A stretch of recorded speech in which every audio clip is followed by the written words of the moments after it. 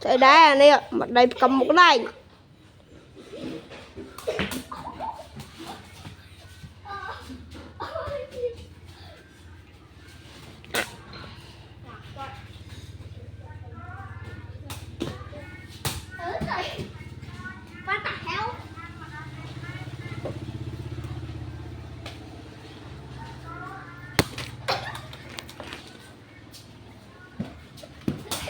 Mà còn tích à.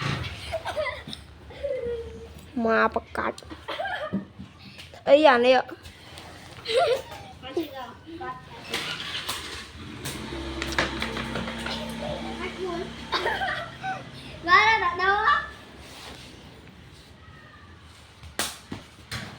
Ô ạch.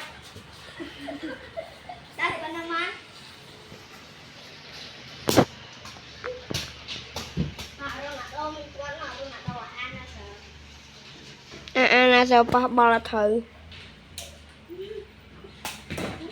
có ba là hoang lời